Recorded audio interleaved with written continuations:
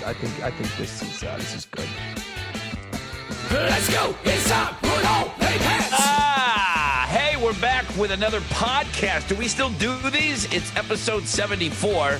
He's Jason Ginty. I'm Rod Ryan. And we've got a bunch of stuff to catch up on. I want to spend about this much time talking about the Bills out of the playoffs. I don't. We had some wild weather here in Houston. Some tornadoes went down on Tuesday, and we're kind of dealing with the rubble here. So I know New Orleans and you, Jason, I mean, between the two cities, we've been through some crazy weather over the years for sure. I think we have to talk. We're supposed to talk about the Foo Fighters every time we do a podcast. They did announce a few more shows. Still no drummer announced. Jazz Fest does announce no Foo Fighters. Nope. 27 days till Mardi Gras. Couple of lists we can go through, and then I came up with a list idea. I was waiting. The guy did not email me back. He didn't even tell me we were doing a podcast today. I'm sitting here like a dipshit at 7 o'clock wondering if he's going to send me an email. Like I'm wondering if the girl is going to call. You know, I'm sitting here by the phone. I'm waiting. I send Jason all this shit during the day. He never responds to any of it. And I come up with a list that I think his dumbass knuckle dragging monkey head will like. And he doesn't even respond to that. I wanted to be mysterious, man. I wanted to just be like, look, let's just do it. Let's just do it. I think sometimes we overtalk it ahead of time, and then I just want to go in it. I just want to dive.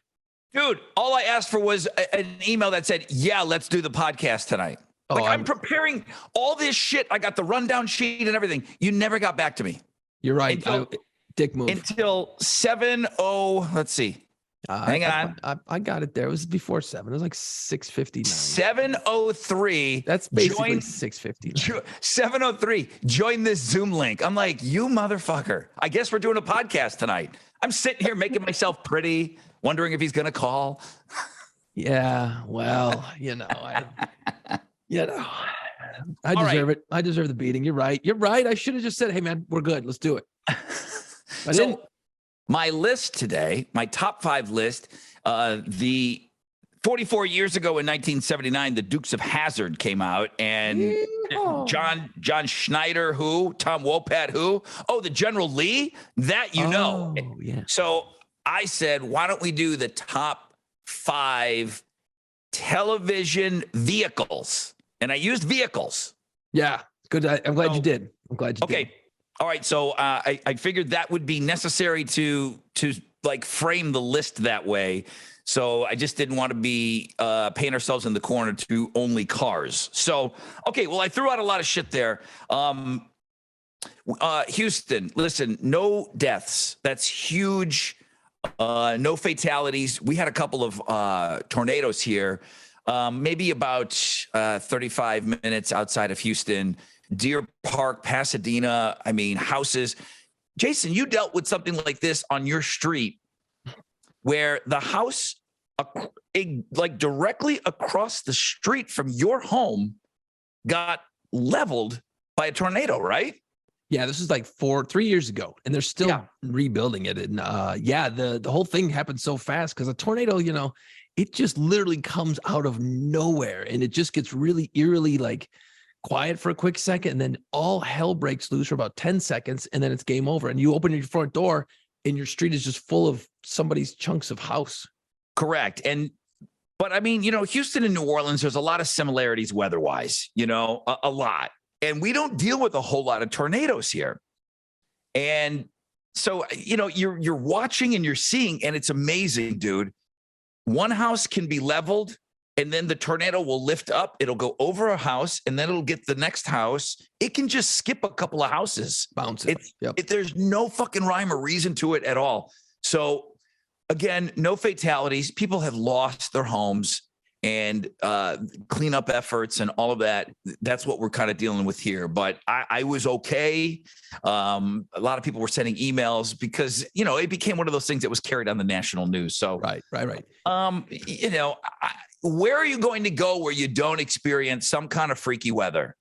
Where are you going to go? You're going to get something. You're going to get a blizzard if you go up north. You're going to get earthquakes out west. You're going to get hurricanes down here. I mean, you got to live somewhere. Correct. And I think you're just going to get like funky things all over the place. you know, a lot of people lost power and all of that. So we're dealing with some stuff down here, but we're getting through it.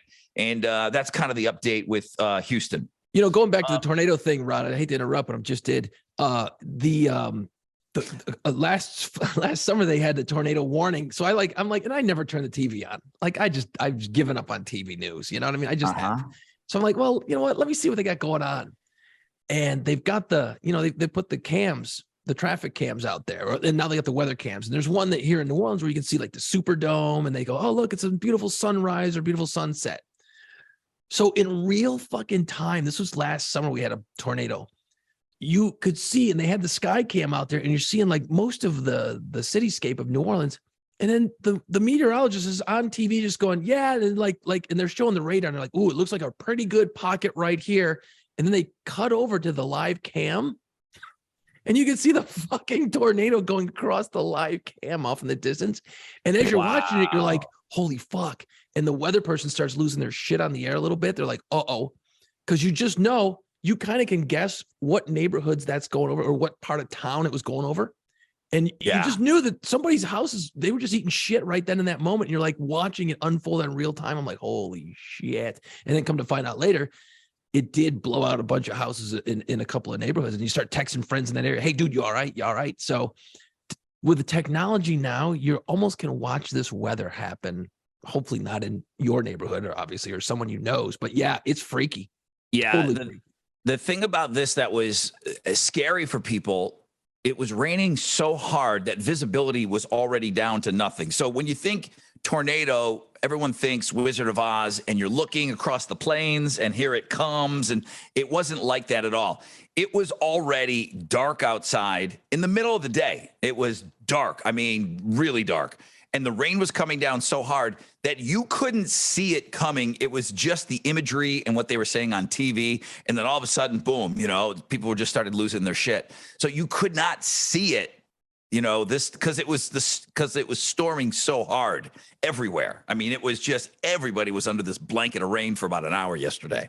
And what you got to realize too is like Houston, and I don't know about Houston, but in New Orleans, we don't have basements. We ain't got tater cellars. So we ain't going to go running outside, dive under earth. You know what I mean? We're all on flat ground here. There are no basements in New Orleans. So they go, just go to the center of your house and, you know, hope, you know, it's like up north, we had basements. So you could at least get down below ground and have a little more of a fighting chance. Or in the Midwest, you've all got your tornado pits or whatever the hell you call them, that you open the door like in Twister and you got your canned goods down there and shit. So yeah, we don't have that. Yeah, you're supposed to like hop in your bathtub if it's on the first floor. You're supposed to go in the bathroom because it's a smaller structure and it should hold together. I don't know. Yeah, I don't know. It's brutal. Pretty scary. Pretty scary here in Houston. You want to just skip any football talk today? I'm fine. Here's what I wanted to bring up, and I don't know how much you look at this stuff. The internet has completely turned their back on Josh Allen. He still was the golden boy going in. Everyone had something nice to say about Josh Allen. They loved him. They knew what a strong arm he had. He seems like a nice guy. And then as soon as he lost, it's like, okay, he's not elite anymore. And it's just how fickle the crowd is. I mean, he's still in the discussion with Joe Burrow and Kansas City. It's unbelievable how quickly the internet has turned on Josh Allen. And you got to win, man. You got to win. You just got. Yeah. It doesn't matter how great you are, man. People shit on you. It doesn't matter. It's like such a quick thing now. And then with all the legalized sports betting, people get really angry even more so now. You know, I'm just a fan. So I'm like, I watched the game. I'm like, hey, what the hell happened to the team? It didn't show up today. And it was just an ass beating the whole way around. And it's like, okay, I was bummed out, but I turned the game off and walked away and did some other shit. And, you know, okay, it didn't ruin my life. But there's guys that gamble, and you got your what do you call it? The fantasy football guys, although I think that stuff's kind of over now. But anyway, there's a lot more investment. It's not just a fan anymore, you know? But I'm watching that game and I'm just like, they're just shitting the bed. They're just shitting the bed the whole game. They all did. It was awful. I was upset. I was visibly upset. I was sick watching it. It was awful. It was awful because it was just bad. And I going into it, I was nervous about it. Josh Allen, I don't know if something's going to come out about his shoulder or his elbow or something. They just were not playing great the last 5 weeks going into the playoffs. Even though they were kind of winning games, they were winning uncomfortably close games. And, it's just Buffalo. I hate Buffalo being a punchline. And, some of it, they've earned, going to 4 Super Bowls and not winning any. We know what an awesome accomplishment that is, going to 4 Super Bowls in a row. It'll never happen again, but not winning any of them, the Buffalo just lends itself to being this punchline, and everybody knows that history of Buffalo. So now it's like, okay, well, Jim Kelly couldn't get the job done. Now they got another guy in there that can't get the job done. And it's just, come on. But see, I was talking to my son about it because we're going back and forth on the way to school the other day. And I'm like, yeah, everyone's bummed out. Everyone's pissed. And they didn't play for shit in that game. They did just shit the bed. But I said, look, you can look at this thing 2 ways. Yes, the ultimate goal is the Super Bowl. You want to win that. I get it. But the success they've had the last few years, how many teams would love to have the success the Bills have had, and other teams have made it that far? That's huge, man. That's huge. But everyone's like, there's such a finality to it too. At the end of the game, you're just like, ugh, you're gut punched. Yeah, you just can't keep making the playoffs over and over again and not going deep in the playoffs. And we've been deep in the playoffs, but we just cannot punch it through. That's why we went out and got Von Miller on defense, and he was supposed to be, the Mahomes crusher and blah, blah. It just, it didn't work out the way that it was drawn up this year. And you just got to think, how many more opportunities do you have? I mean, Josh Allen is still a young guy, and and you just kind of get the feeling that we still got another 4 or 5 years of, where it's going to be Joe Burrow and Josh. I mean, the AFC is stacked with these 3 really, and I still think Josh Allen is an elite quarterback. Totally. So kind of a heartbreaker, but we don't have to dwell on that. Let's keep it light, tight, and bright. I think it's a lot like sports fans are like women. If you can't go deep, they don't want you. You know what I mean? You can't go deep. That's what we stopped for. That I know. I kind of derailed the whole fucking thing, didn't I? A little bit. Hey, first one back. Kind of getting my sea legs under me, man. Getting my sea legs under. Well, I was going to ask you, where the fuck are the Foo Fighters in the Jazz Fest lineup? Yeah, I don't know. I don't know nothing about that. I think like you guaranteed it. I don't know if I guaranteed it. I think you did. Who's our guy? I think you said that I'm an idiot. I guarantee the Foo Fighters are going to be on that, or I will do the podcast naked. No, I know I didn't say that because nobody wants to see that shit, man. By the way, podcast available on YouTube. If you're listening to it, you can actually see how this disaster unfolds in real time through the video. You know what? I don't know what happened because a lot of the acts that were announced for Jazz Fest here in New Orleans were the ones that were supposed to happen the last couple of years that kept getting canceled due to COVID or whatever reason. So most of those that announced on this current lineup were. That's why I was like, Foo Fighters, and they were adding dates. I'm like, okay, here we go. And then nothing. I'm like, hey, oof, what happened? Why is there no Foo Fighters on there? So let me just ask you this, and maybe it's a simple yes or no. You're in New Orleans, so is there any kind of a vibe where, hey, more is coming, or is this the lineup? This is it. Yeah, I think this is it. They may throw a wildcat at you, but I doubt it. I think this is kind of it. It's not a bad lineup if you think about, the grand scheme of it all. We were all hanging our hat on Foo Fighters because they had been scheduled for multiple times that both got canceled. Previous lineups got canceled due to COVID. But yeah, we were all excited about it. A lot of people in town were excited about it. A lot of people hit me up through the radio station. Hey, oh man, this sucks. Foo Fighters are playing. So I was only thinking, hey, maybe you know what? They're just going to do a bunch of these festivals this summer and then launch into a real tour this fall. Maybe hit like Houston, New Orleans, and do the whole thing. I don't know. Again, not here to make predictions because I obviously don't know shit about predicting what could be the future. But it certainly seemed to line up. You know what I mean? It certainly seemed to line up. All the tarot cards were kind of pointing in the direction of them being added to the Jazz Fest lineup. But no, that didn't work. I'm going to disagree with you. I don't think it's a great lineup. I really don't. You don't like it? No, I don't. Personally, or just Jazz Fest? Yeah. Personally, yeah. you know, you look at it and you're like, okay, well, Rod, you don't like Lizzo. That doesn't mean it was a mistake for Jazz Fest to book her. I get Lizzo is big. Mumford and Sons, I'm just so kind of like nothing on them. Ed Sheeran is huge. Massive. Just not for me. Dead and Company is not my thing. Terrible. The fact that the Lumineers are up so high on the top tier. Lumineers, you know, I did see them. I was surprised how good they were. They opened up for U2. I didn't think they deserved to be on that stage, but they were okay. But they're just, they're a name, you know. I mean, they're second stage. Second stage. You know, people get excited about Robert Plant and Alison Krauss. I know you've seen that half a dozen times. Yeah, that's all good. Steve Miller Band. It'll be fun to hear those hits and stuff. But I don't think it's a good lineup. I don't think it's a good lineup at all. I really don't.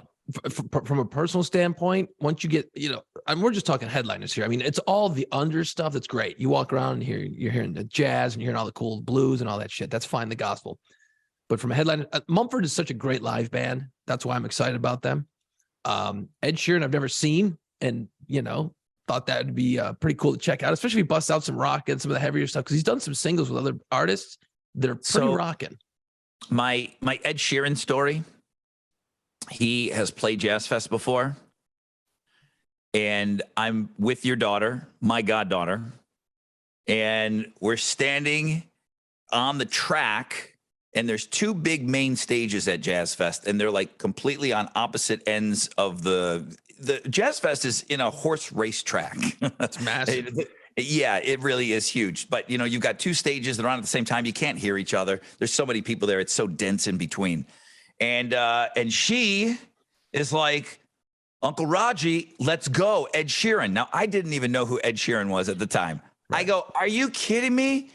And I said this to your daughter. I go, you know how many MILFs are going to be at Bon Jovi? I got to get over here, okay? I said to your daughter, all the MILFs are going to be watching Bon Jovi. I got to get over to the Bon Jovi side of things. So it was right at the time. It was right at the time that you were allowing Julia to kind of like branch out. She was just getting old enough where as long as she's on the grounds, she could kind of go and look at something on her own. She was right there at that moment. And she was trying to get me to go see Ed Sheeran. And I'm like, Bon Jovi, man. That's where all the chicks are at. Chicks. Where the chicks are at.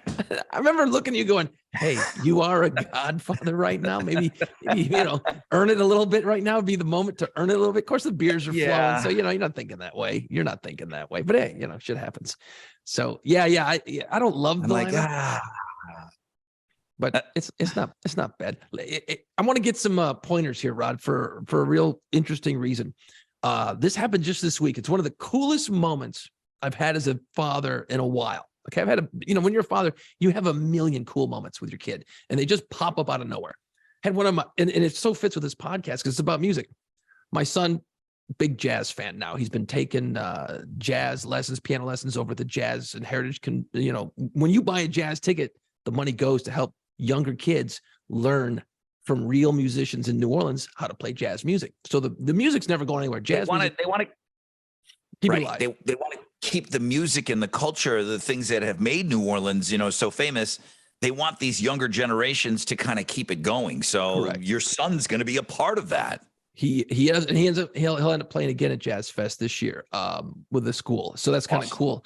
So, we listen to a lot of jazz on the way to school every morning. We listen to a lot of rock, listen to everything. Okay. Our music, and I never force anything on him. I'm never like, dude, it's Black Sabbath. You got to check it out, man. It's going to be fucking great. You're going to love it. I just put stuff on. If he says something, I'll tell him some stories, bring him around, answer some questions, but I'm not forcing anything on him. Right. And we listen to everything in the house. So the other day, and he's gotten to this point where, he's 14. So he's like, okay, I'm going to start working out, Dad. I'm like, okay. And he's running and he's doing push-ups and all this shit because he plays soccer and he wants to be in good shape for it. I'm like, okay, that's cool, dude.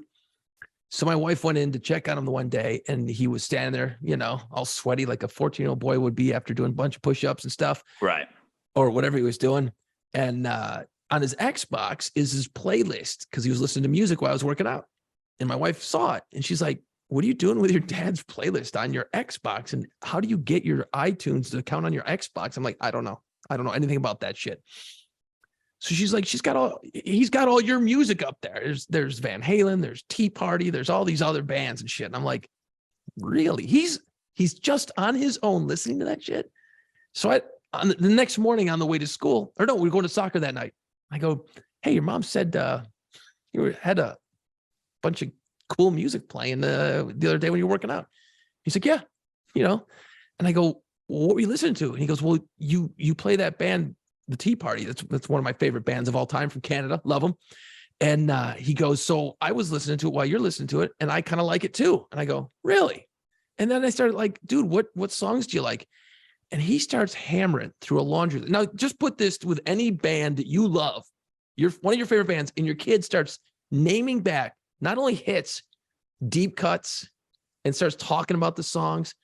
And you know how like back in the day when you'd like get a brand new Dokken album and you'd be like, dude, you got to fucking hear this thing. It's so great, right? Yeah. That thing. Dude, I'm having that moment. I almost hit about 90 people in my car driving to soccer practice the other night.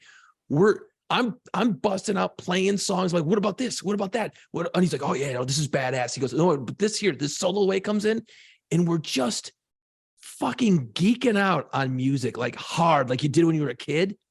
And I'm doing it with my kid, awesome. And I'm just losing my shit. I'm like, holy fuck. I didn't want to go to soccer. I'm like, let's just keep driving around and play some music all night, Yeah. Skip soccer and just talk tunes. Dude, it was so freaking cool. So it's like, I've never like taken him to school, like, okay, son, here's Van Halen 1, because he's heard a lot of the songs. I don't think I need to do that kind of thing. But I think, you wait for your kid to finally, hopefully dive into your music, and it's on. It's fucking on, dude. Like he can't wait to go to shows and rock. Like he wants to rock.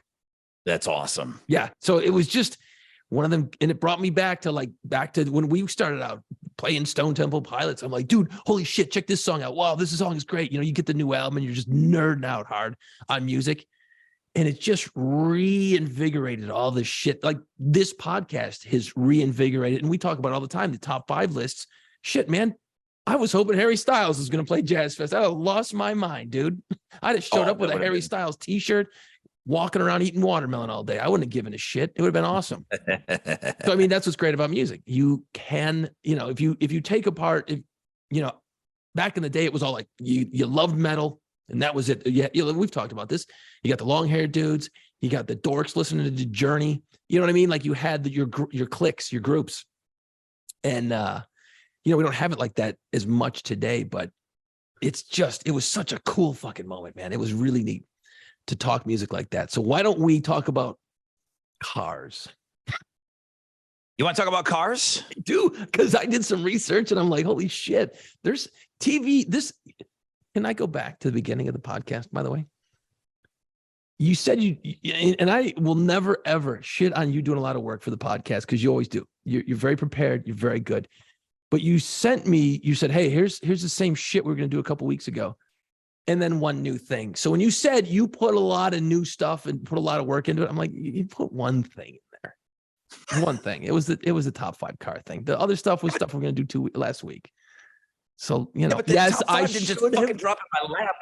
I should have told you I was ready to go. You're right. I'll never live it down. It's fine. We'll be okay. We'll hug it out.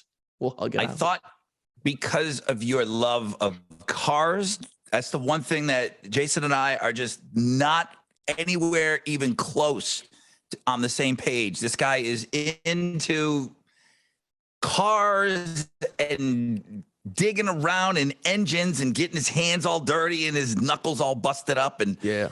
And he's always had for as long as I've known him, he's always had some kind of jalopy around, some huge, massive, it's as big as a whale. He's always had a huge car around.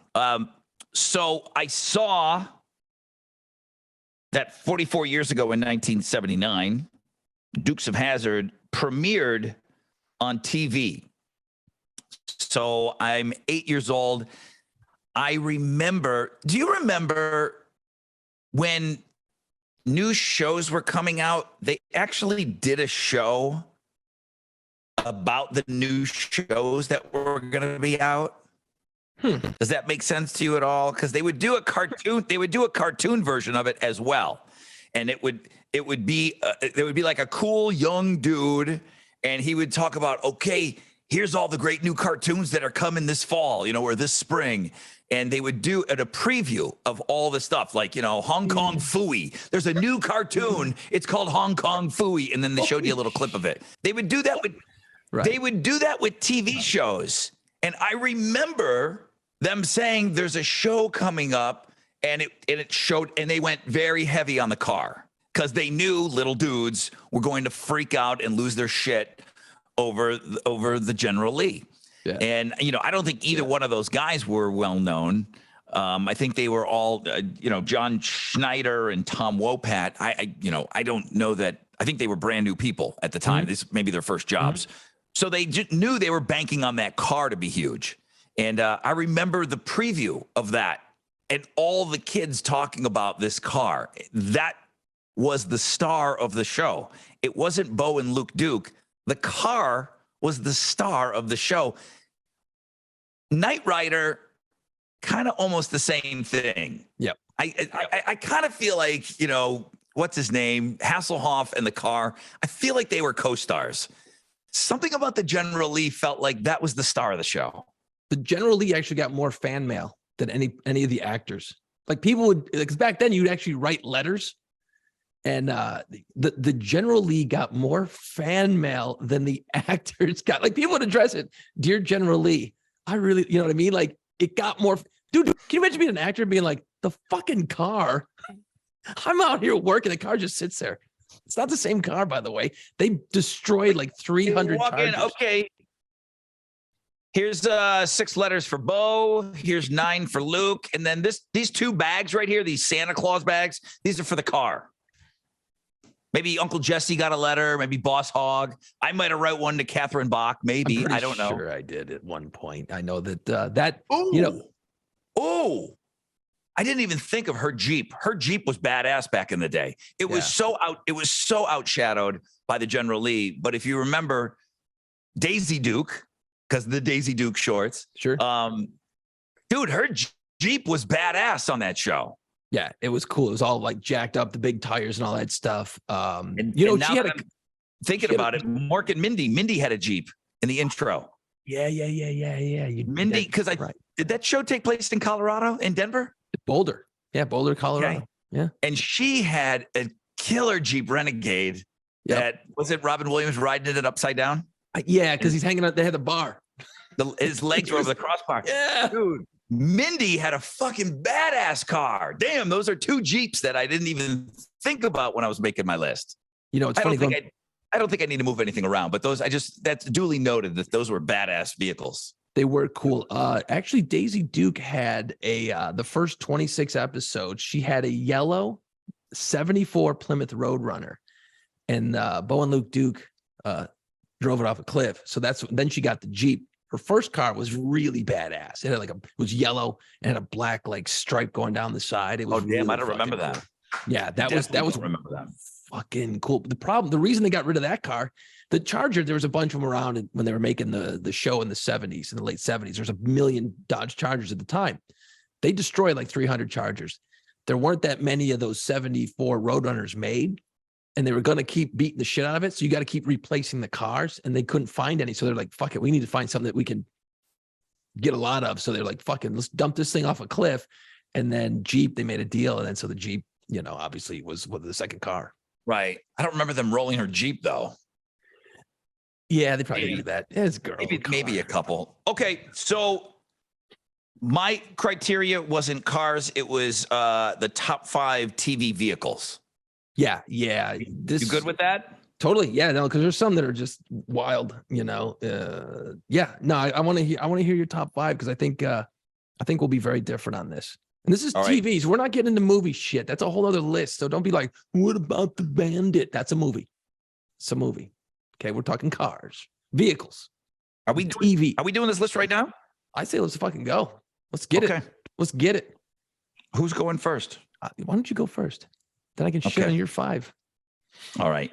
I put the General Lee at 5. I felt like because that was the car that introduced the topic and everything that I've already said about it. I mean, the General Lee was huge. Now, somebody's going to write in and say, okay, it's got the Confederate flag on there. It was a different time. I guess I don't know how to play that now. I don't know how that plays out now. Are there reruns of that car, and have they digitally taken it off?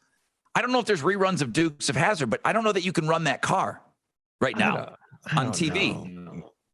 Yeah, you know what? I don't know. That's a sticky subject, man. You know, I mean, yes. It is. It was a Southern boys, and that's at the time it still meant the same thing. But you know, now we've gotten a little more, I don't know, sensitive or wiser, I suppose. However you want to look at that. And I've never ever been into the stars and bars. You know, I mean, we're from up north, so we just couldn't even believe that conversation was still happening. To be honest with you, we couldn't believe. You know, there's people running around saying the South is going to rise again. Are you kidding me? That's a discussion in this laugh about that in this day and age. So I put it in at 5 just because, I mean, I think it's overplayed now talking about the General Lee, but I'm taking myself back to being a kid, and everybody lost their mind over that car. Orange, 01, everything about it was just so cool. The horn was Dixie, and that's probably inappropriate now too. Sure it is. Right? I wish I was in the land of cotton, right? Correct. Yeah. Which what's funny is that it was a very wholesome show. Basically, when you look at that show, it was always like it had a message and a moral, and don't do this. And there's some guys get in trouble. Oops, are bad. You know. In at number 4, TV cars, the Batmobile. I mean, the Adam West, the Batmobile, which I know that you probably fucking know everything about this car. It's some 55 Lincoln that they kind of, you know, they turn the front into a bat. And I mean, it really is a pretty spectacular car. I mean, I've seen one before, and it was some sort of it got some sort of certification that it was, I guess it was like authenticated that it was an official replica. So I've sat in one before, and it really is cool as shit. The car is awesome. Yeah. No, it actually is a 55 Lincoln, like you said. It was a concept car, and they realized this thing's fucking ridiculous. Then they added a bunch of cool shit for the TV show. But it had, what was cool about it that really made it stand out, other than the shape was badass, is they you know, it was a black car, but then they highlighted it with like this red stripe or orangish red stripe that went around like certain edges of the car to really made it like, holy shit. Yeah. And it had a rocket in the back. So you can't beat, if a car's got a rocket, you got to love it. But I mean, the way that they sat in it and it was awesome. Yeah, it was just an awesome cool car. And then in Rockstar, Marky Mark drove it. They drag raced it against Magnum PI's Ferrari. So, yeah. Now, any idea what car they actually used for that movie? Was it one of those? I mean, was it the real one? Replica. They're not replicas. I wonder who owns the original Batmobile. I'll dig that up while you go to number 3. I like it. Fonzie's motorcycle, dude. I was looking at that earlier. Come on. I mean, it's hard to separate Fonzie just because he was so cool. When you're a little kid watching Happy Days, he was so cool. So first season, he's driving a Harley Davidson. They said Harley Davidson, but if you look at that very first season, he didn't have a leather jacket. He was kind of wearing a windbreaker because they thought like it was a hard. They thought that the motorcycle guy with a leather jacket, they just thought, okay, that's a little harsh. We're trying to get kids to watch this show. Right. And then Gary Marshall talked him into, look, you got to let this guy wear a leather jacket because he's on a motorcycle and it's for safety. Correct. So it's really not a black leather jacket. It's kind of like a brown leather jacket. They absolutely would not. They would not allow him to wear a black leather. But I think only the first season is a Harley, and then it was a Triumph moving forward. So when he jumped and everything, I believe it was an old Triumph, and it was a cool motorcycle. And I mean, I always loved motorcycles. So this is where you and I, like you were this crazy gearhead. I always loved motorcycles, but we had them around though. Like my dad, grew up and he had a bike. So when you look back at it, Fonzie's motorcycle, it's not special, but damn, it was just cool because he had it. And Fonzie was so cool. So that's what made his motorcycle so cool. And he'd always be sitting on it real cool talking, or in the earlier episodes, he would, during the credits at the beginning, after the record dropped, and he started singing Rock Around the Clock, he would pull up and you'd see him drive it. The gray gas tank. It was actually a 49 Triumph Trophy TR5, if that means anything to you motorcycle guys. Yeah. It wasn't a big, nasty bike at all. It was it looked like a utilitarian motorcycle. It was cool though. It was appropriate for the character. I mean, he wasn't rich. He wasn't, you know what I mean? So, that's that bike made sense for him. And like you said, look at the year of the bike. That's, Happy Days was the 50s. So that was what he could afford. It was an older bike that Fonzie, was driving. I don't know what they were trying to get across to us as his age. I don't know how old he was supposed to be, but it always felt like he was a little older than the high school kids. Yeah. So he was, but I had this discussion with somebody recently, and this would be kind of cool to talk about someday on a podcast. When we're watching that show in the 70s, it's portraying the 50s. Correct. It's only 20 years earlier from when I'm a little kid. That would be like you and I watching a show of 2002. It wouldn't look that different. Not now, no, with technology, But the 70s and the 50s, outrageously different. I mean, how we drastically changed. The 50s have a look, a sound, and a feel. The 60s do, the 70s do, the 80s do. I would say the 90s do. And then once 2000 hits, I mean, I'm sure there would be things, but a show that took place in 2002 wouldn't look that different. Not really. Your fashion would be a little bit, not much different, I don't think. But your music's kind of the same. Everything's just kind of mushed together. But why are things slowing down like that? If we look back, in 1970, the 50s were drastically different, but it was only 20 years prior. But you think of the last 100 years. 100 years ago, we were, throwing sticks at each other for entertainment. 100 years ago, think about that. It's the 20s. Okay, it wasn't quite that bad, but, music was just, you know what I mean? Like, so the technology, the revolution of technology and education the last 100 years has been ridiculous. We started out, throwing sticks at each other. The Model T in the early 1900s. In the 60s, we're going to the fucking moon. Yeah. I mean, you look at that. Now we're just kind of refining everything that we've been doing, and the technology side, not going to Mars and stuff, but music hasn't really changed. It's got more, I don't know, almost easier to make because of the computers and stuff, technology, but it's not changing that much. But it is crazy to think how when you look at those cells on those decades, there's such an unbelievable difference. Yeah. And the 70s were different too. And again, that's what I'm saying. The 70s, the 80s, and even the 90s. Right. But since the 2000, and you're like, well, Rod, we're not far enough removed from it. In the 70s, we were 20 years removed from Happy Days. Right. Huge difference. Huge. I couldn't believe I remember like my mom, I would be like, did you dress like that? Did you walk around? And my mom would say she had those poodle skin or those poodle dresses and all of that. And the bobby socks cool. and the hair in the DA. Do you know what a DA is? They would call that a duck's ass. Your hair would be all they looked like the movie Grease. Right. We're watching that in the 70s, and it's just blowing my mind. Fonzie's motorcycle, in at number 3. Let me go back to the Batmobile. Let me go back. Remember, I said, I wonder who owns that thing. There's a guy named Rick Champagne. He owns a logistics company in Phoenix. He's 56, dude. He was 10 when the show was on TV, and he bought it a few years ago. Wow. Yeah. Any idea? Is there a price tag? What he paid for it? Original Batmobile sold for $4.2 million. Holy shit. What year it was. 2013. So yeah, it's been a while, but yeah, that's kind of cool though. Huh? Yeah. The original. Wow. You're not letting Marky Mark drag race that thing. Yeah. If you remember though, they sped that up. They sped up the film. It was kind of weird. So I don't think they were going that fast. Number 3 was Fonzie's motorcycle. Number 2 is the GMC 1983 van from the A-Team. Yes. And again, motorcycles, vans. It's well documented that my first vehicle was a van. So That A-Team van, B.A. Baracus, bad attitude. That van was awesome.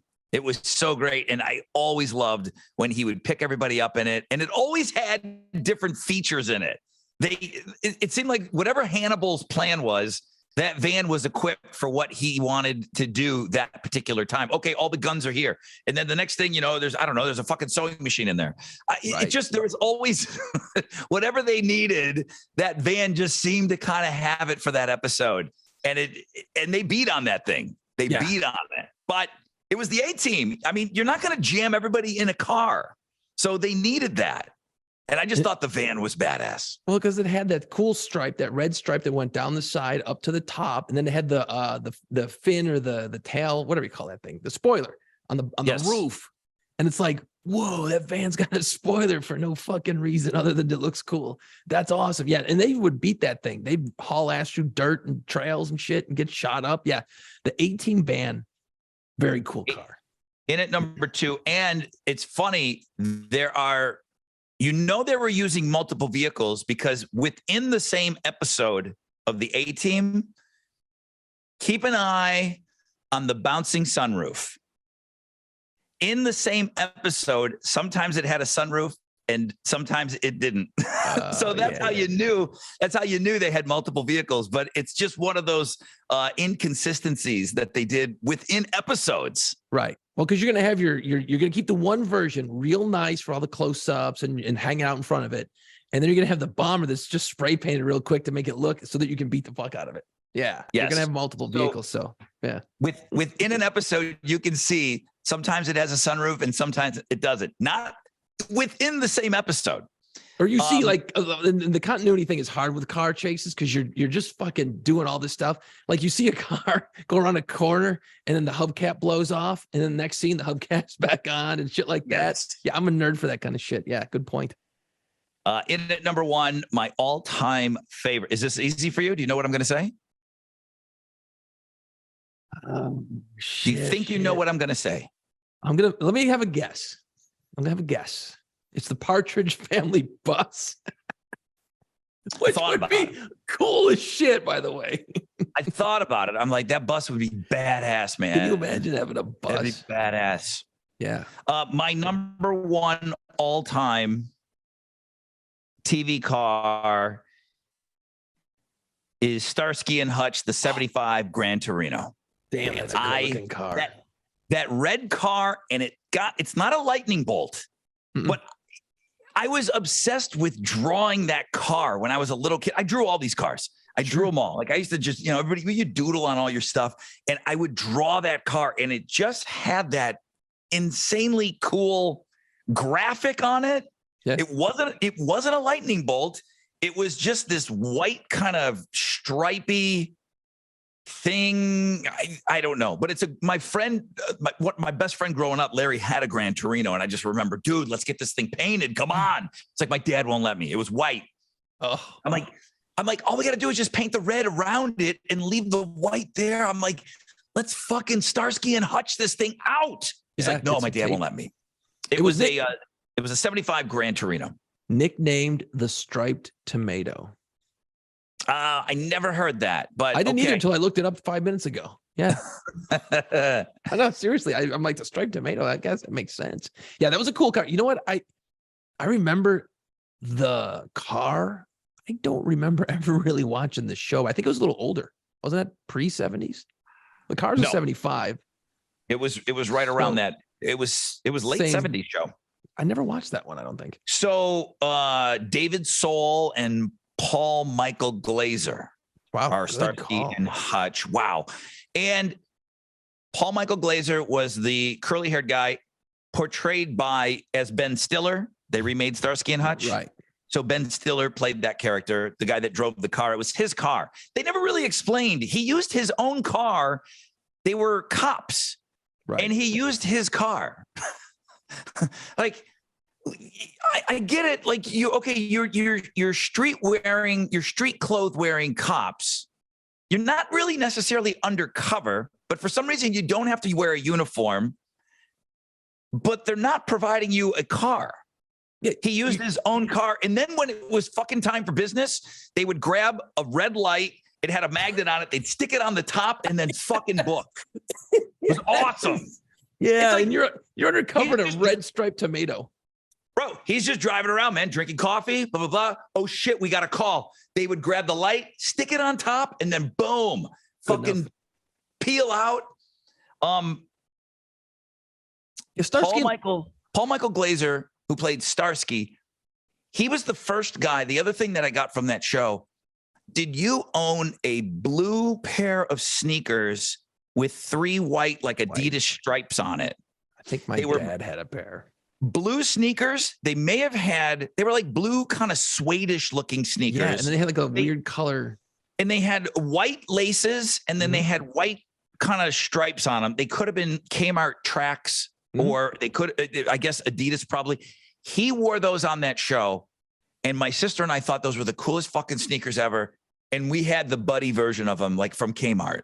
You know, yeah. No, I got. We had the $6 version of them at Kmart, but we thought we were so cool. Like, these are Starsky sneakers. Like, these are Starskys.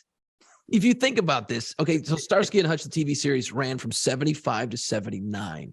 Okay. You had the blonde guy, you had the dark-haired guy, you had the car. You think the guys that started Dukes of Hazzard went, hey, wait, let's do a southern version of that, but make the dudes, instead of being good guys, make them kind of rebelly bad guys. They just 100%. Took the mold and did it all over again. So once there's a good idea, that's what you do. The car is the star.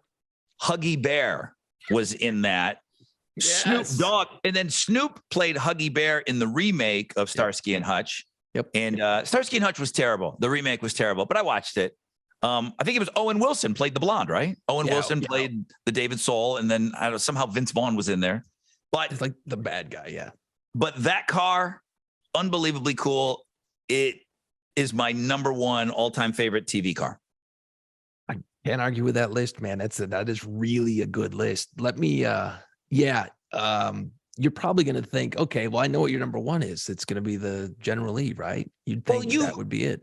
Because you've owned Chargers before. Correct. But you know what? At number 5 for my top 5 favorite TV vehicles, number 5 is the General Lee. Number 5.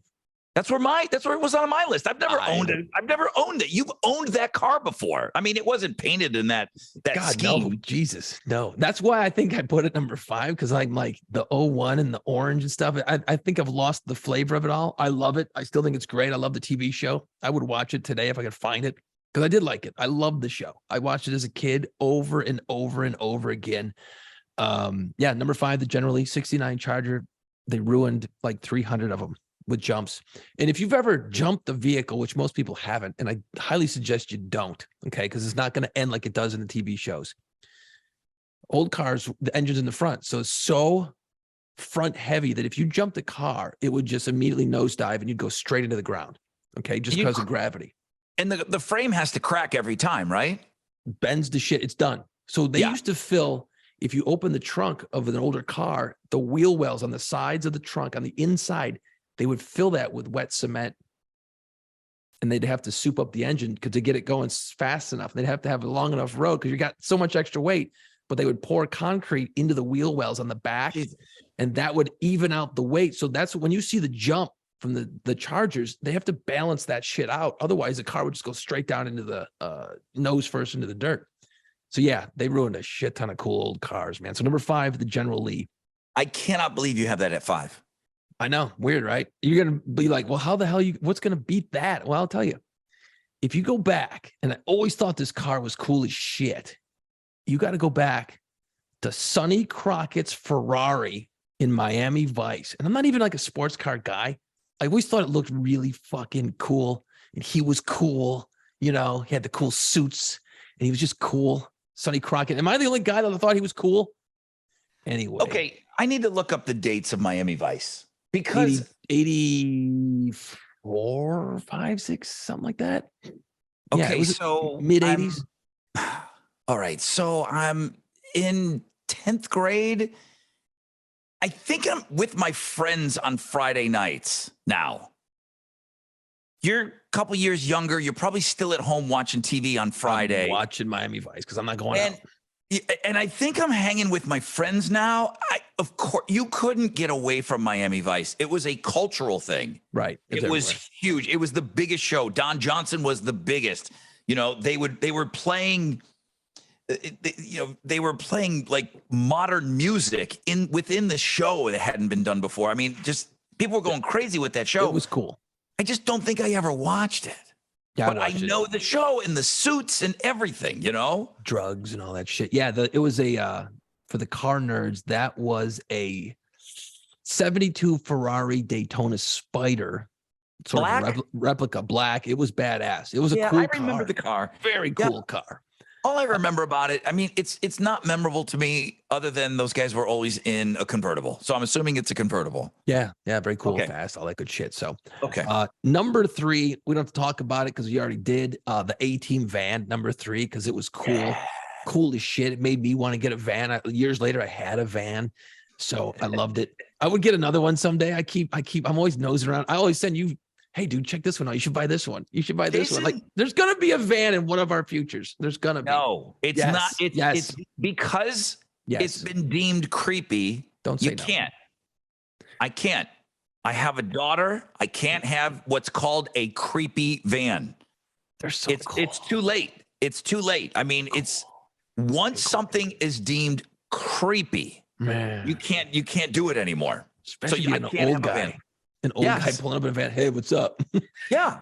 Here's me dropping off my kid at soccer in my creepy van. I'm like, I can't do it. I can never own one as much as I would like to. Cannot.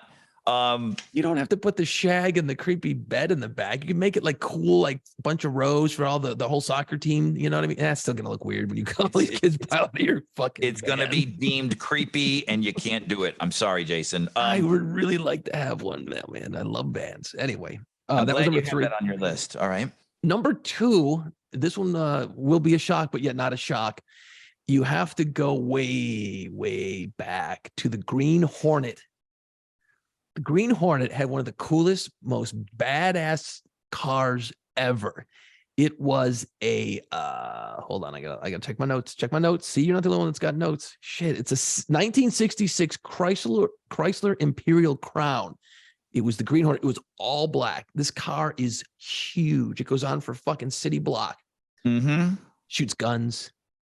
It shoots missiles out the front. And if you go, and we're talking TV shows. So the original Green Hornet was badass. Kato drove it and stuff. It was cool. That was Bruce Lee. Yeah, Bruce Lee. If you saw the Seth Rogen movie version of it, they used the same car. So that might give you a better reference point. But fucking just all black. I mean, black and as big as a city block. It's so fucking cool. I'll hold my comments till after your list is done because I approached my list in a certain way, and I'll explain it to you when you're done. But I know the car that you're talking about. Beautiful car. Absolutely spectacular. And number 1, Batmobile.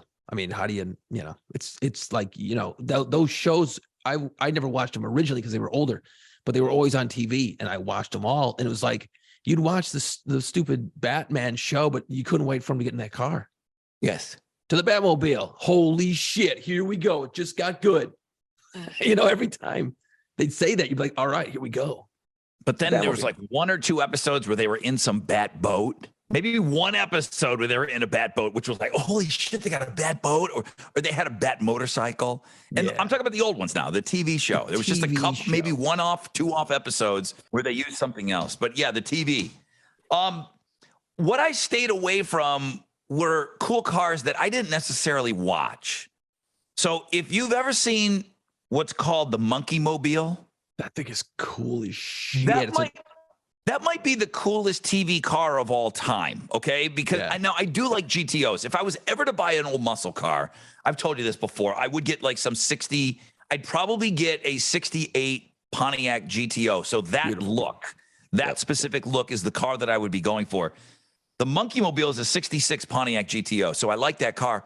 I just never saw it, like I wasn't. It was in the intro. And I watched the Monkeys, and I don't know, they didn't necessarily like cruise that around to gigs and stuff in the show. I just didn't see it a lot. The Munsters had a couple of cars. There was like the Hearst one, and then there was a Dragula that Rob Zombie sang about. Yeah. They had Munster Coach. Yes, which was a Model T stretched out. 3 Model Ts. They welded them together, and it was very that thing still looks cool as hell. But it wasn't really like a part of the show. It was there were photos of it now that we're older, and I used to have a lot of trading cards, baseball cards, but I had TV show cards. I had everything, and I remember getting the Munsters cards or whatever, and that car was in there, and I'm like, wow, I never saw this on the show, but look at how cool this is, man. They should use this car all the time. That's probably one of the Monkey Mobile is on the same playing field as the Batmobile. It's that cool. Custom. Correct. And you got, probably some weird California guy that's super well known that probably did all kinds of TV cars. That probably is the most badass car. Other things. So I stayed away from stuff that I didn't necessarily see all the time. Honorable mention. The Fall Guy pickup truck. Oh, that was just a straight up pickup truck, wasn't it? But it was clean though. There was something about it. It was a little jacked up. And then, he was super cool, but the pickup truck from Fall Guy is a badass truck. I don't know what it is. It's a Chevy. I'm going to get tore up by car guys. Of course. I don't know. It was an awesome truck though. So I had written that down. I'm not a Ferrari guy, but Magnum PI's car was talked about all the time. It was cool. Like you'll agree that was a part of the show. Totally. That was a huge part of his identity that he drove that car around. And I don't remember all of it. I don't know who the fuck Robin Masters is, but he was staying at his estate. I don't know if that was his car or Robin Masters' car. Yeah, it was the dude's. It was the dude's car. Yeah. I know Higgins was like the bitch of the estate, but how was Thomas Magnum staying on that properry? He was the kid and driving the car. I don't know. I don't got there. I don't recall how that ever got. All I know is if you go back to Magnum PI, that was a cool show because you had TC with a helicopter. That was cool. Awesome. That would have been a cool vehicle. That would have counted. That would have counted. That was a cool helicopter too, man. Like it TC's had cool helicopter paint scheme to it too. Yeah. It was kind of like the A-Team van in the sky. Yes. And you know what? Actually, Magnum had similar graphics. Yeah, my grandmother was into Magnum PI, and I remember watching a lot. And I'm like, damn, this is a pretty good show. At least I thought it was in the 80s. Yeah, no, it was. It was really good. No love for Knight Rider and Kit. I just thought that car was just nothing big. It was cool that he could like fucking Kit bring the car around. He could talk into his watch and it would come. But I just never got into Knight Rider. That was not my jam, and I thought that car was just plain. It was the reason the Knight Rider was kind of cool, and I did watch it all the time, was that each week it would have a new gadget or a new little thing, invention that the doc or whoever the guy in the white lab coat was in the semi, he would always tinker with it, and it would have a new fucking thing they would obviously use in that week's episode. But that was always like, oh, what are they gonna do this week? Oh, is it gonna have a rocket launcher, or is it gonna have some super speed or some shit? And they kind of stole that because I would look forward to that in James Bond movies. It's like, okay, I got to go catch the guy with the fucking metal teeth. What do you got for me? Well, I got this new pen, and then I got this speaking to the flower, and I got, so they must have kind of maybe, ripped that off from James Bond. I really didn't watch much of that show. I just know it was a popular, like I said, it was the co-host. It was, I felt like David Hasselhoff and the car were like right there. It's a weird question, but have they done is there a car show? When's the last one we had? It was a Knight Rider. Oh, geez, there had to be something. Seems like it's got to be. I know they've got a remake of Magnum out now that I am never going to watch. But like, has there been an updated like? Hey, is there a show? Is there a show that one of the characters is known for their vehicle? Like, okay, I didn't really watch it that much, but I think they kind of incorporated that station wagon into that 70s show. The Vista Cruiser, right. But yeah, I like the sidekick thing, like the main, right? But I think that car was written into the show a lot, and it's a cool. The Vista Cruiser is pretty badass. Pretty cool, yeah. I don't know. I just don't watch a lot of TV. No. No, I don't. I don't watch shit on TV. But like that looks like it could be ripe for a picking. Like, why not now with all the technology we got, get a Knight Rider part 2? Like you could probably do the Knight Rider show, because all that shit they were faking back then with talking into the watch, you can just fucking do it now, man. You use a Tesla. I mean, basically, I mean, you could tell Elon Musk that must have been his fucking favorite show, because he just went out and made that car. Actually, good point. That had to be some inspiration, because it's literally what a Tesla does, man, minus the crazy shit. I bet you that fucking nerd loved that show. Good question. Why don't you tweet at him and see what he knows? That's a He'll great answer. point. He'll I know he will. Can you imagine? Hold on. I'll do it from the Playpants Twitter account so we can jump our numbers up a little bit. Okay, super low key. It was only featured in a couple of episodes. I've just never liked this style of car. But Charlie's Angels, do you remember what they drove? No. Farrah Fawcett had a white Cobra 2, a Mustang. Wow. Yeah. Dude, it was badass. It was badass. And then the other chick drove like a Vega or something, but they gave Farrah Fawcett like the most badass. I mean, she was the hottest one, right? I mean, she was smoking hot. And I remember her and the car a little bit. But I think it was a Mustang Cobra 2, which that's like a super high end, right? Yeah. That's a serious one. That's a serious car. Yeah, they're not gonna smash that shit up. That's the problem. You're gonna smash a bunch of them up. So you got to find a car that's not too fucking cool. So you got a bunch that you can use to smash. You know. That was all of them that I had. I mean, are we missing anything that is huge? Okay, so we did watch a lot of Rockford Files. It's probably a little before you. Yeah. But this was Friday night. James Garner, Friday night, frozen pizza, 3 dummy kids, and my mom, and we're watching Rockford Files. Awesome intro song, and he drove a 1974 Firebird. Yeah. And cool. it was kind of a plain one though. No spoiler. It didn't have the Trans Am, it didn't have the Fire Chicken on it or anything like that, but it was a Firebird. But it was a cool car, and it was definitely predominantly featured. Like, that was a part of his character that he drove that car around. It was shown all the time. Apparently later on, that car morphed into like with a spoiler and everything, and they had to kind of go and get older ones to keep it consistent on the show. But that show started it ran 74 to 78. That gold Firebird was a badass car. Yeah. I remember thinking how cool it was. Did he put the light on the roof? Like, that's such a baller move. Like, that seemed to be like a thing back in the 70s. Like, you didn't, you only had so many cop cars, so you just, here we go, boys. Let's go get them. Was he a cop or a private investigator? Dude, I don't know. I didn't watch that show. Jimmy Rockford. Yeah, James Rockford. I think he was a private investigator. Yeah. Somehow Starsky and Hutch were able to be cops wearing their fucking street clothes. Like, that'd be awesome. They'd just be hanging out, eating donuts, talking to Huggy Bear. And then, boom, they'd get a call. Boom, light, boom, go. Seems like the wrong car to be undercover. You know what I mean? Like, it stands out. Although what's funny is, like, what do they use? Those Crown Victorias. Remember that? Those cars, they would... Yeah, all the cop cars drove, and you're like, well, that's an unmarked cop car. That was not fooling anybody. I don't know that they were undercover. They just were cops that were allowed to wear street clothes. I don't know that they were undercover. I don't remember. Leather jackets. I always thought that's like so fucking cool, man. You just get to walk. You dress like a homeless person today. You go out there and you show up in cop that day in what you're wearing. I gotta get a light and just put it on the roof of my car and just start driving around, like pulling people over. All right, you're bad guy. Starsky guy. Driving my soccer dad SUV. I wouldn't be able to catch a kid on a bike in that thing.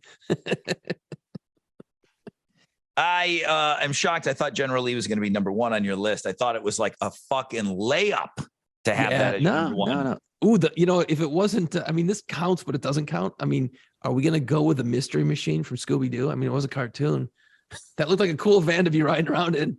There's a couple of them here in Houston. One of them, it's a barbecue company. It's a barbecue place. They got the Mystery Machine. I see it driving around. It's pretty cool. Yeah, I've seen a few versions of it here. But it's a newer van, but it's painted Mystery Machine. I mean, Jesus, we named everything, didn't we? I can't think of any. I'm sure we missed something. We'll take some shit for it, I'm sure. But yeah, those are kind of the main ones. Fun fact, John and Poncharello were driving Kawasaki's. Really? Yes. I just assumed that those were Harleys, and getting ready for the show today, those were Kawasaki's. In the late 70s and early 80s, that show was on. So California Highway Patrol. Chips. Love that show too. Love that show. I watched it all the time. Shit out of Chips because, I mean, John was, just kind of John, but Ponch was fucking crushing ass. And I remember he had a waterbed. Okay. Dude, fucking Poncharello.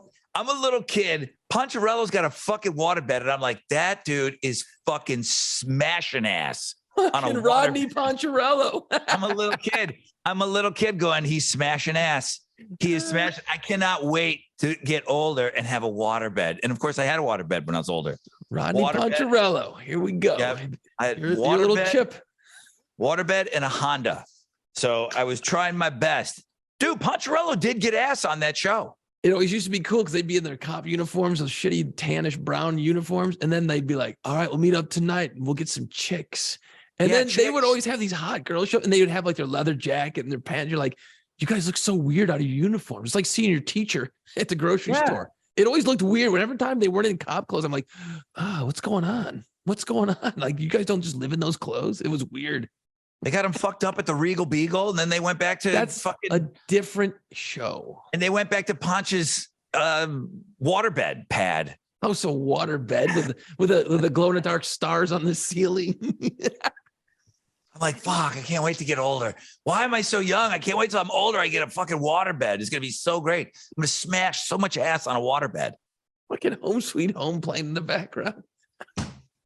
Well, that's a whole nother story. That was not a waterbed. That was a daybed. Oh, God. Oh, God. Fucking Poncharello. Yeah. Holy shit. I had a waterbed. Yeah. Okay. That's the shit I remember, dude. That's the shit I remember. I just remember being cool as shit. I just remember going, those dudes are fucking cool. That's what I want to be when I grow up. I want to be cool like those guys, they were cool. Even John, who was a square, was cool. I remember watching Laverne and Shirley thinking that it was cool that those two friends lived together. Like how'd that work out? They lived together in their own apartment. I'm like, fuck, Laverne and Shirley are dope. They got their own apartment. They're awesome. Fucking Laverne and Shirley. Which one am I? I can't wait. I cannot wait till I live with a guy named Jason Ginty down the road. It's going to be so awesome. We're going to get chicks on our waterbeds. Yeah, we're not. We didn't. We didn't. I'm telling you right now, it was bad. Wait, which one am I? You'd be fucking Laverne. You're the louder one. I'm Shirley for sure. You were definitely Shirley. I'm thinking, yeah. Holy shit, that's fucked up.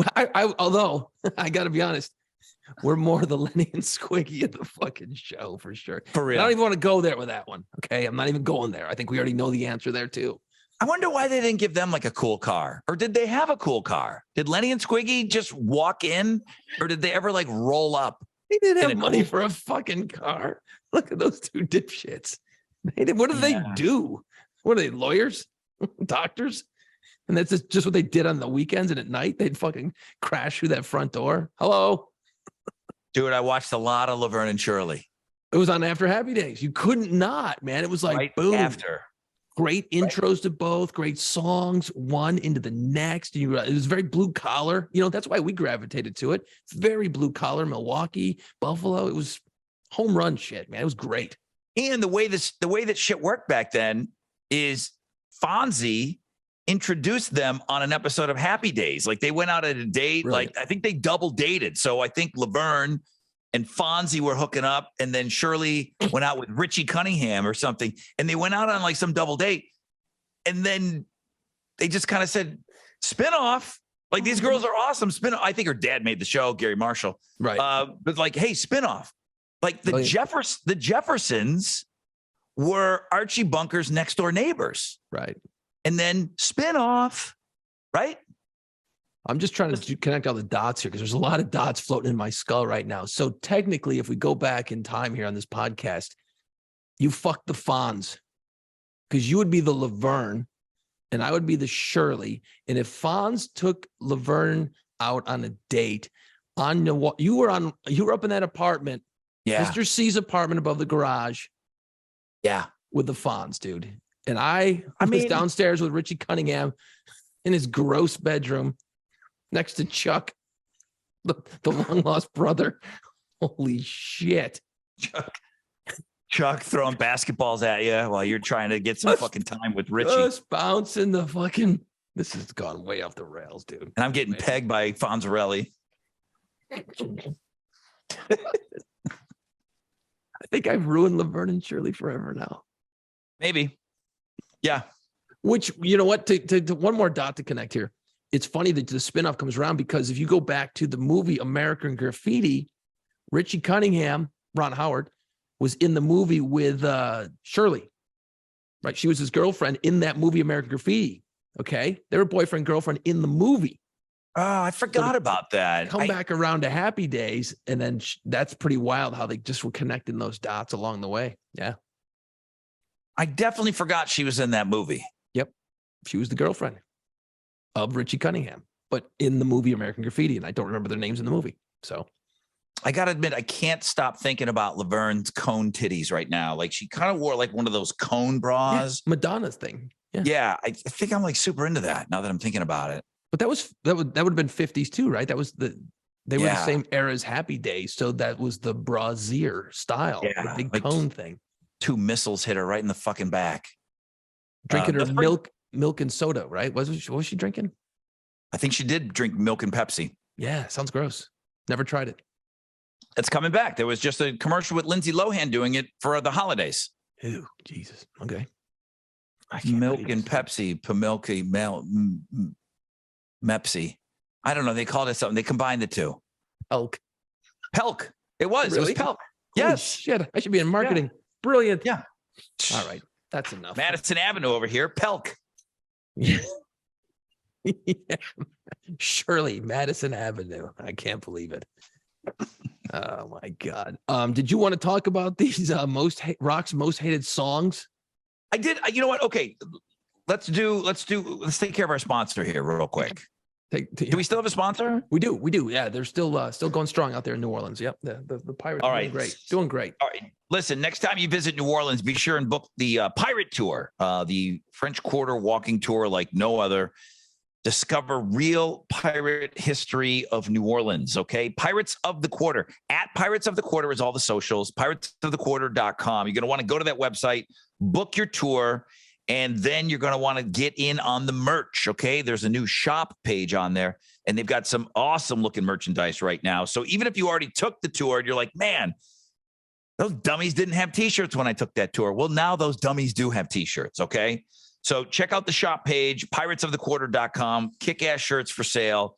Awesome to get in on that merch. And again, we're coming up into this party season now where New Orleans is just going to be busy, busy, busy, man. Once Mardi Gras hits, then it's just nothing but partying going on. So just book your trip, go to New Orleans, take the tour, piratesofthequarter.com.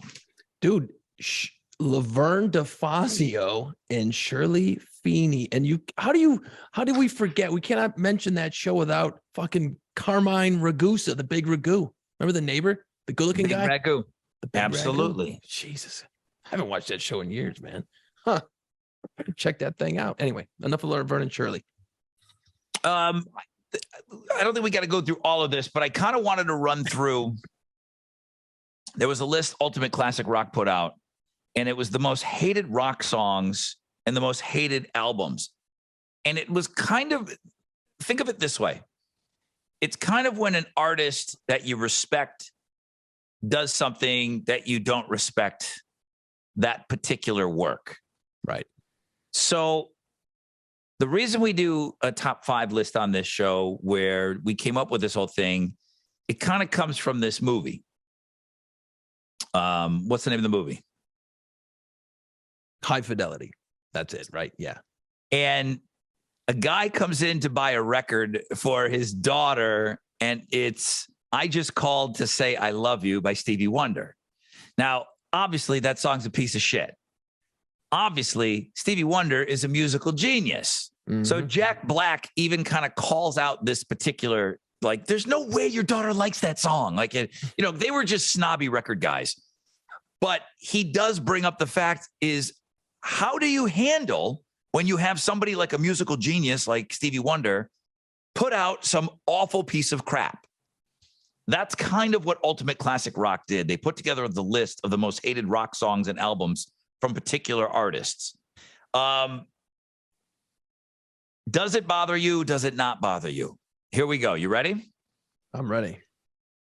Paul McCartney and Wings, Silly Love Songs. I'm fine with that. I it's goofy. I don't mind it. It's a goof. I mean, you know what? To further the point on this, he's one of the greatest songwriters of all time.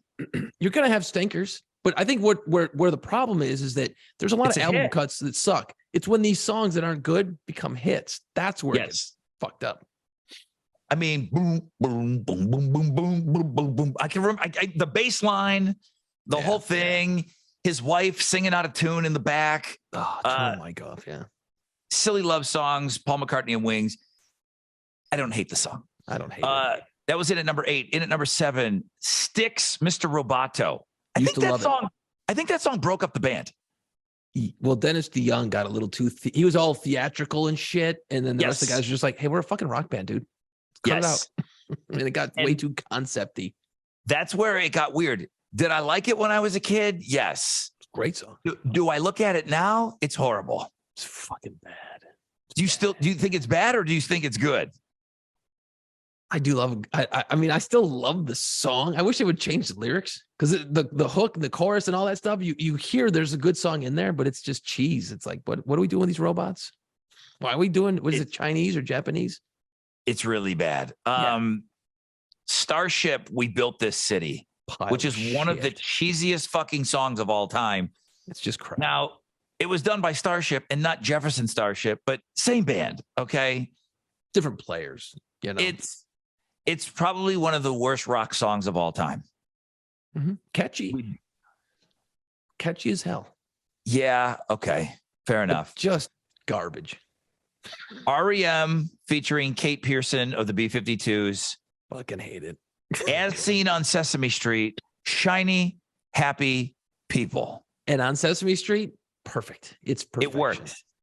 I don't ever want to hear it. It's a really horrible song. I just don't like it. It's a really horrible song. And I don't know. I don't know what they were thinking. Billy Joel, We Didn't Start the Fire. See, I like that one still. I do. I like the idea. I like what he was trying to do. He's giving you a fucking huge history lesson. It's clever. He worked it into a song, and the hook is cool, and you can sing to it.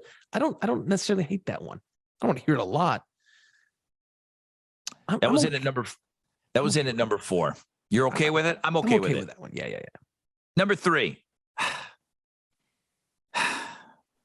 It's hard to take American Psycho out of it, because it's used in American Psycho so well, but because it's so fucking bad, Phil Collins, Susu Studio, it's bad.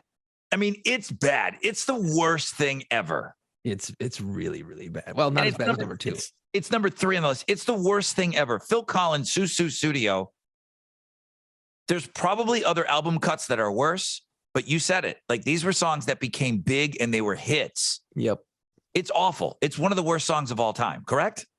I would agree. I think what helps it is it was in American Psycho that made it cool. You know what I mean? And it's like that movie made Huey Lewis cool again. Like that movie just made those songs cool. But you know how when like you're writing a song, okay, in the studio, and you've got the music done, but you got to come up with some lyrics and some melodies, and the singer will just sit in there and riff.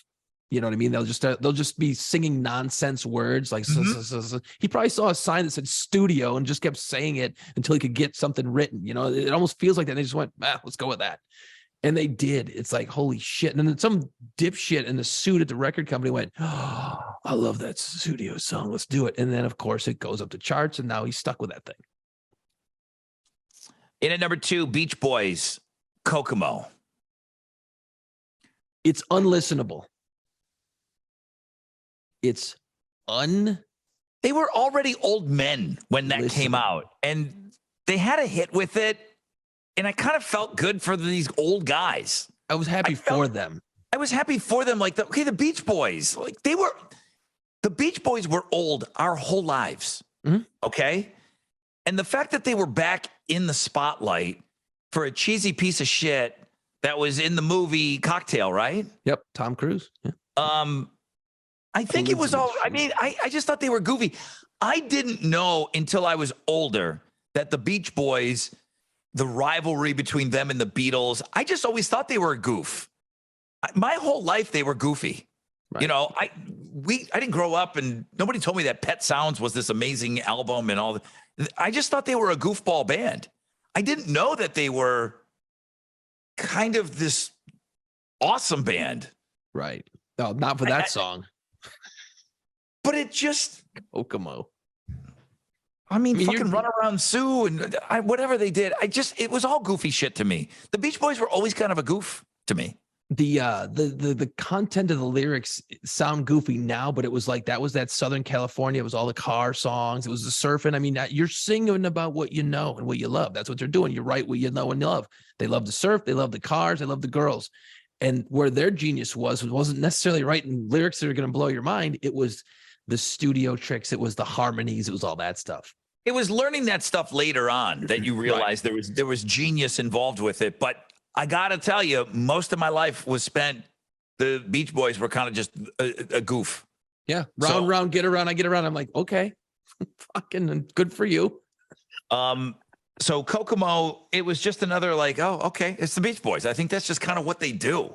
Right. But that song is so bad. If as soon as you hear Aruba, you're like, fuck you. I'm out. Aruba. I don't want to go to Aruba because of the song.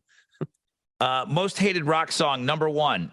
I Don't Want to Miss a Thing, Aerosmith. I like that song. I'm sorry, man. I like a good old ballad, bruh. I love me a cheese-filled ballad. I'll sink my teeth into that. I like that song. I got no problem with that.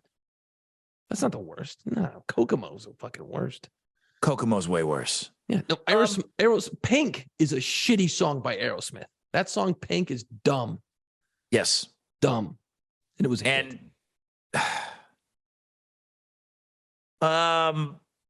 yeah. I mean, Shiny Happy People is way worse than I Don't Want to Miss a Thing. Way. Kokomo is the worst.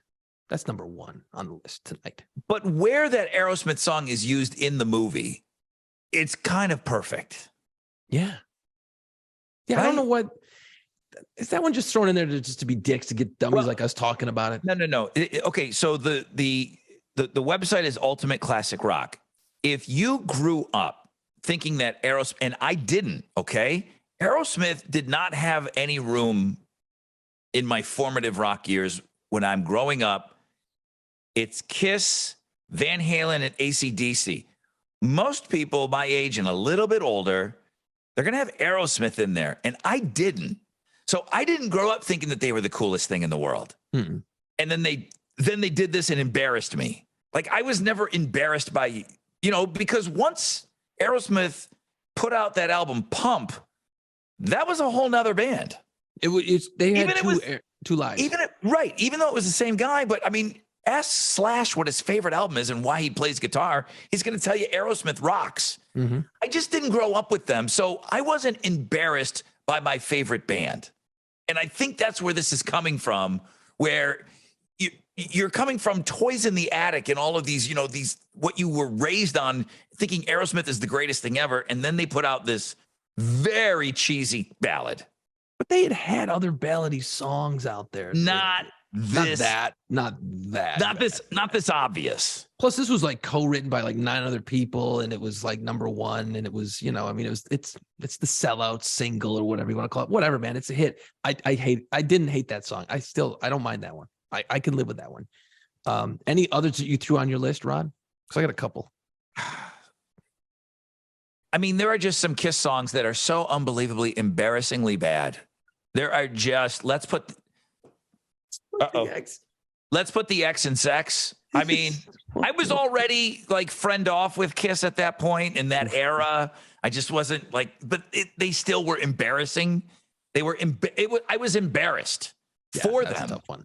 Like when they were doing some of that stuff that they were doing and letting Paul just be super Paul. It's like, super.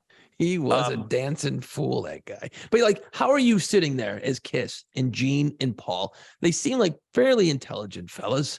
They got their shit together. And then one of them writes the lyrics. I'm going to go with Gene. Let's put the X in sex. And they're all sitting around going, fuck yeah, let's do it. That's going to be great. We'll get Paul prancing around like a little fella. I mean, holy shit. I mean, that's the only one I can think of off the top of my head. I mean, I'm sure I'm trying to think of like when a band, it's kind of like that. It's a band like REM. Some of that early REM stuff is so great. Yeah, it's great. You go back Driver 8. I mean, I love it. And then Shiny Happy People, like you're embarrassed for the band that you tell everybody that you like. So, I mean, Kiss, I was embarrassed of Kiss for 10 years. It's the age-old problem. Now I'm re-embarrassed by them all over again now. For the last 20 years, I'm embarrassed by them. It's the age-old problem, though. You've got these bands, REM, credible. Critics love them. They're selling albums. You know, Aerosmith, critics love them, selling albums, but not that home run. They want that hit. The record company's putting that pressure on you. Write a hit. Give us a major hit that can cross over to top 40 because that's where the money is. You're going to sell more records. You're going to sell more merch. You're going to sell more tickets, all that shit. So you kind of got to go with what the bosses are saying. And then you go out and you write a Shiny Happy People or I Don't Want to Miss a Thing. And there you go. You know, there's that record company pressure too on these bands with street cred.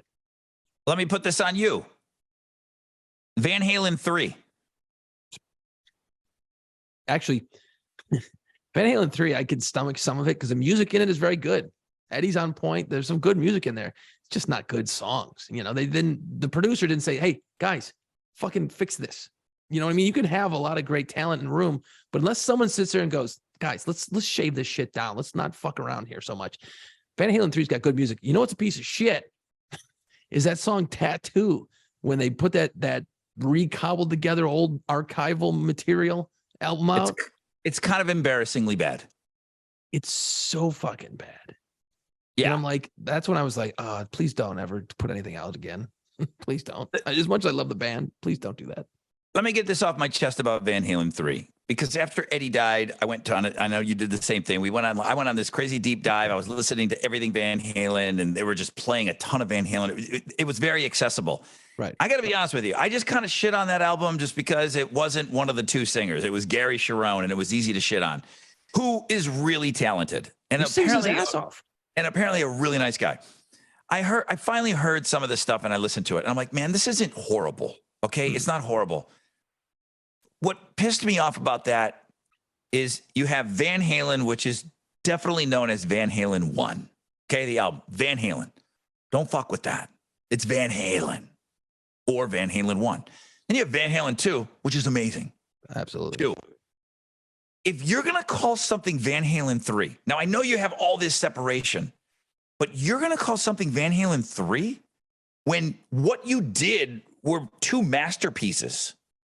1 and 2. And I know I'm just getting caught up in the name of the album now, but to call it Van Halen 3 was such a fucking slap in the face.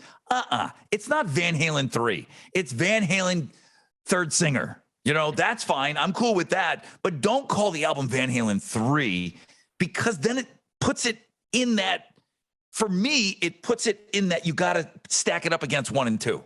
Correct. Yeah, no, I'm with you. It's completely unfair. I get it. It's clever. It's the third singer, but just the name of that album bugged the shit out of me. I'm sure at the time it felt fresh, felt reinvigorating to have a completely different singer that you haven't worked with before in there. You know, the music sounded a little fresher, and they were like, "Oh, this is our next one. This is the next big one." And then it just didn't have any real songs that were great on it. You know. Yeah, no, Van Halen 3, I've got it somewhere here. I don't know where, but I've put it on occasion. I'm like, I go back to it, try again, and it's like, it's just not there. It's not. Gary Cherone's got a great voice. There's some good shit in there. He's got a killer voice, man. It's not polished. No one. It feels like nobody was allowed to work with him. I don't know who the producer was. I don't have to look that up, but yeah, it just feels like there could have been some gems on there, but it's a wandering, sloppy mess. It is. Eddie sings on that, doesn't he? Yeah. Yeah, he could sing. There's a song that he sings on, like lead. Yeah, it's a weird fucking song though. Yes. It sings real deep and stuff, like this and stuff. Yeah. But it's the only time he ever sang lead on a song. So that was weird. It's like, Jesus Christ, you could have done it all these years. Weird. I don't know that band. I'll never figure that band out. I will never figure that band out. What are we missing? Any songs that were embarrassed that are on the Beach Boy Kokomo list? No, I not really. I mean that criteria is pretty specific. I mean, there's a lot of songs I fucking hate that are popular on the radio. You know what I mean? Like, you put on Love Shack, and I'm like, I'm out. I'm leaving. I'm going home. I don't give a shit about your tin roof. But it was on brand for the band. On brand, so it doesn't really fit this list. I hear that song, I'm like, ugh, God, ugh. Nails on a chalk. Yeah, give me a popular song that people like, and you're just like, ugh, get me out of here. But that's not on this list. But going back to the movie High Fidelity, I just called to say I love you. You're right. Fuck, Stevie Wonder is a genius. Mm-hmm. What are you doing? Yeah, it's a little bit embarrassing. But that happens all the time. I mean, I don't know if you've heard any of this. Paul McCartney still puts out albums, and they're horrible. And he's like one of the greatest songwriters of all time. They're horrible. They're terrible songs. They're terrible songs. It always begs the question, like, what's the shelf life of an artist? You know what I mean? You get a couple albums and you're pretty much done. You write songs in your 20s. Your 20s. But you think as a writer, you get better because you get a bigger vocabulary. You get better if you keep playing better at your instrument, right? You're going to get better. You're going to learn. You're going to have more life experiences. You'd think you'd be writing these fucking amazing songs when you're like 50. Why doesn't that happen? Usually. Because what is it? Because you get locked into what you know. And normally when you're 25 years old, you are the popular person, and that's the music that's popular for a 25-year-old, for a 20 to 25-year-old. So you're writing in your voice at that age. Right. The problem is you keep writing in that voice, but you're aging and it's just not popular anymore. Correct. I mean, Keith Richards and, Mick can still write music. Mick Jagger, they can still write songs, but they can't write like Ed Sheeran writes a song. True. Yeah. They can't write for they're writing for their age. Yeah, I suppose every artist has their thing. If you think about Picasso, right? He had different styles, but man, you look at a Picasso, it's fucking him. You have a style, and that's your style. Audiences changes, tastes change, I guess is what it is. But why are you writing still a piece of shit? Paul McCartney. I mean, you'd think it'd be something you could do, I've often said, like, and it's been done before, but why wouldn't Paul McCartney? Well, he's a bad example. Rolling Stones, okay? They haven't written a song that anyone's given a shit about in decades. Right? But they still do it. They still put songs out. When they go out on tour, they tour after they put out a new album. AC/DC does that, Iron Maiden does that. They don't want to stop writing. And it's like, fuck you. If you don't want to buy it, we don't care. Yeah, they don't care. But why not sit down? Why would a record label not go, hey, look, man, guys, you are who you are. We're not saying you're not. Let's work, get a few guys in here to write with you, modern it up a little bit, see if we can't put a hit out there. Get you guys, get you on the charts again. But when you say a hit, where's it going to play? Where is that going to play? And that's the rub. Classic rock won't touch it. Classic rock doesn't want a new Rolling Stone song. You and I aren't going to fucking play it unless like Dave Grohl is on it, and you might get lucky to get a couple spins out of it. Right. And if it's great, then you might really get a couple spins out of it. But yeah, that's part of the problem too, is radio's not going to touch it. The best you can hope for is that, fucking Chevy puts it in their pickup commercial or something, which is probably great money. But, that's where you're going to get your spins. Yeah. Yeah. It's a shit game to be played as an artist, man. So yeah, start writing songs when you're like 17. But I told you and I think I've talked about when I interviewed you two, and then we went out to dinner with them, and I told you, Bono told all those program directors, we want to be on the radio. Now, this is Bono in his late 40s at the time, or, he's 50. He's like, we want to be on the radio. and they want to write songs that are on the same radio station as Imagine. They want their songs played on the same station that the Imagine Dragons are on. And you know, it's tough. It's tough because they're kind of writing in their current age. They're writing, it's just not fucking Sunday Bloody Sunday. They were young and full of piss, and that's what was happening then. Right. You too, you might get a pass on some alternative stations, at least if it's halfway decent. It's got a little bit of an edge to it. You know what I mean? But you would, what I didn't think was a good idea is they reimagined 40 of their songs and rewrote lyrics and redid some songs that they're putting out. You two did. I heard something about it. It's not out though, is it? I don't think it's out yet, but they went back and just kind of retooled and changed some words on some. I'm like, what are you doing? Don't do that. But I guess whatever. It's your songs. Do what you fucking want. But that feels like a mistake. But then again, I'm not in U2, so they can do what they want. I want a podcast.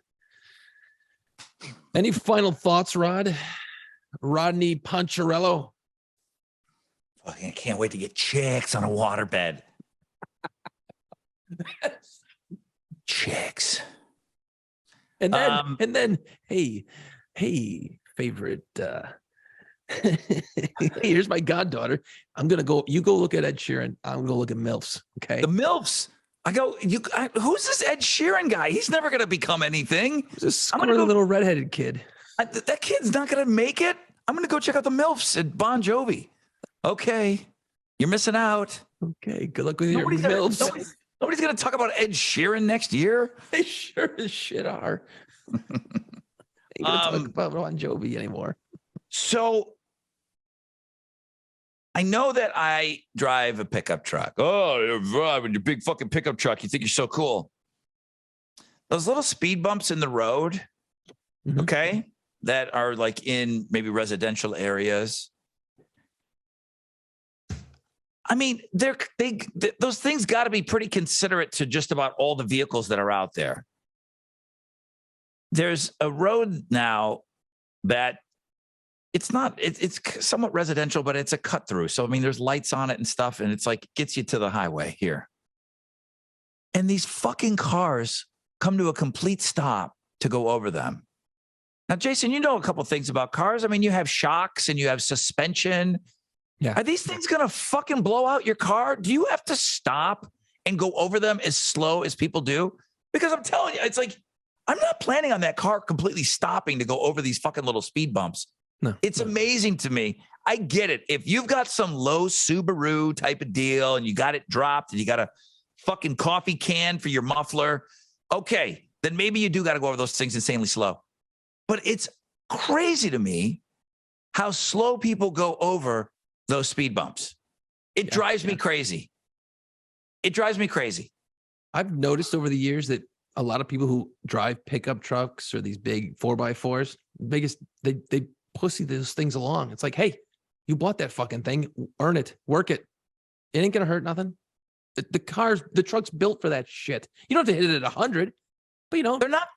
But 15. They're not that aggressive. They're not that aggressive. Again, if you've got some super low car, I get it. Okay, your 1977 Corvette Stingray probably has to go pretty slow over those. Yeah. Everyone else, you got a fucking car that's been built in the last 10 years. I don't think you gotta crawl over those things. No. I don't think you need to do that, man. But yeah, people like to do that. They like to really. It's infuriating. It's absolutely infuriating to me.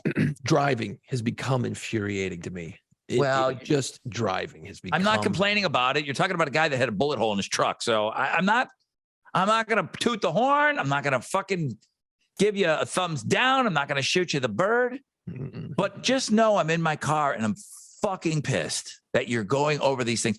It's like I don't know what you think you're driving over. Hot coals, something.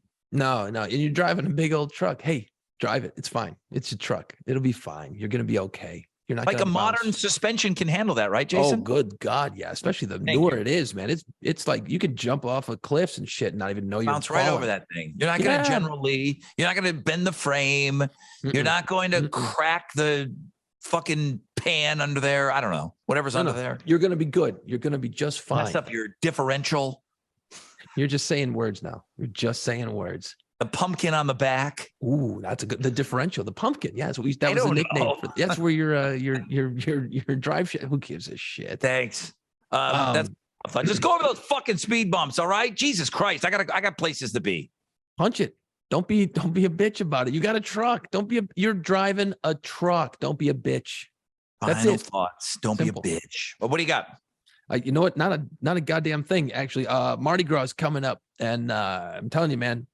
Mardi Gras is two different ways to do it. You got the titties on Bourbon Street, and that's a blast. You can go really do some damage to yourself. Or you got the family style up on the avenue, up on St. Charles Avenue. There are different ways to Mardi Gras. So if you're thinking about it this time around, come on down. Mardi Gras is great. It really is fucking cool as shit.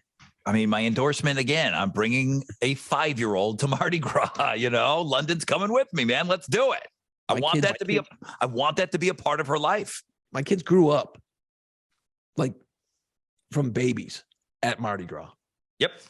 Both of them. And they're not, as far as I know, serial killers yet. So we're good. We're good. Yeah. It's fun. London's been every year of her life, Yeah. So, I mean, this will be, if it might be her it'll be her fourth Mardi Gras. She's going to be 5. Yeah. She's going to Mardi Gras. Guess what? You're going to Mardi Gras. I don't want to. You're going to Mardi Gras. Shut up. You know why? She's not going to be mad about it at all after last year's experience. Holy shit. I'm going to get a little extra sleep the day before to get rested up. She can't wait. She remembers getting all that shit. She's still in that cute kid mode where they just dump beads on you and they just, you get all the best stuff on the floats, man. Little kids, boom, forget about it. Yep.